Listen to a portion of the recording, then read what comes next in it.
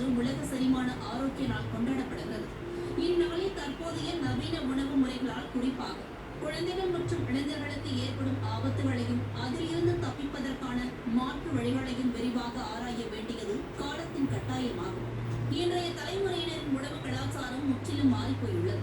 பாரம்பரிய உணவுகளுக்கு பதிலாக பீட்சா, பர்கர், மைதா உணவுகள், பேக்கெட் சிப்ஸ் மற்றும் கார்பனேட்டட் குளிர்பானங்கள் போன்ற துரித உணவுகளே இளைஞர்களையும் குழந்தைகளையும் ஆக்கிரமித்துள்ளன.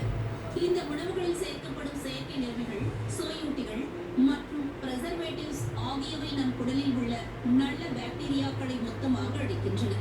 குடல் நுண்ணுயிரிகள் அழிவதால் உணவுகள் சரியாக செரிப்பதில்லை.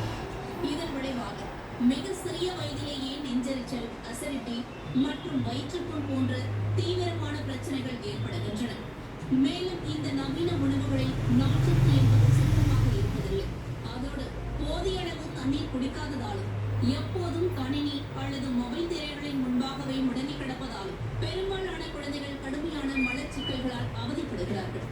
எல்லாவற்றுக்கும் மேலாக அதிகப்படியான சர்க்கரை மற்றும் கொழுப்பு நிறைந்த இந்த உணவுகள் சிறுவயது உடல் பருமனை ஏற்படுத்தி எதிர்காலத்தில் இளம் வயதிலேயே சர்க்கரை நோய் மற்றும் உயர் ரத்த அழுத்தம் போன்ற வாழ்வியல் நோய்களுக்கு வழிவகுக்கின்றன.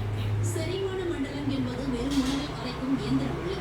அது நம் உடலின் இரண்டாவது மூளையாகும். உடல் ஆரோக்கியம் கெடும்போது அது உடலை மட்டுமல்லாது மனநலனையும் சேர்த்து பாதிக்கிறது. இந்த பேராபத்தில் இருந்து நம் எதிர்கால தலைமுறையை காக்க நம் அன்றாட உணவு முறையிலும் வாழ்வியலிலும் சில அவசர மாற்றங்களை கொண்டு வருவது அவசியமாகும். மைதா, பரோட்டா, நூடுல்ஸ் போன்ற உணவுகளுக்கு மாற்றாக திணை, கேழ்வரகு, கம்பு போன்ற பாரம்பரிய சிறுதானிய உணவுகளை குழந்தைகளுக்கு வழங்க வேண்டும்.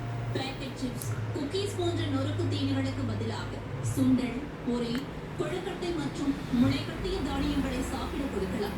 ரசாயனம் கலந்த குளிர்பானங்களை தவிர்த்து இளநீர், மோர் மற்றும் புதிய பழச்சாறுகளை அருந்தும் பழக்கத்தை இளைஞர்கள் ஏற்படுத்திக் கொள்ள வேண்டும். செரிமானத்தை எளிதாக்க தினமும் உணவில் கீரைகள், காய்கறிகள் மற்றும் பழங்களை அதிக அளவில் சேர்த்துக் கொள்வதுடன் உடலில் உள்ள நல்ல பாக்டீரியாக்களை அதிகரிக்க தயிர், மோர் போன்ற ப்ரோபயாட்டிக் உணவுகளை சேர்க்க வேண்டும். எல்லாவற்றிற்கும் மேலாக மொபைல் பார்த்து கொண்டே சாப்பிடும் பழக்கத்தை கைவிட்டு உணவை நன்றாக மென்று உமிழ்நீரோடு கலந்து சுவைத்து சாப்பிட வேண்டும். போதிய அளவு தண்ணீர் குடிப்பதும், சாப்பிட்டவுடன் படுக்காமல் சிறிது தூரம் நடப்பதும், தினமும் உடற்பயிற்சி அல்லது விளையாட்டுகளில் ஈடுபடுவதும் செரிமான மண்டலத்தை எப்போதும் சுறுசுறுப்பாக வைத்திருக்கும்.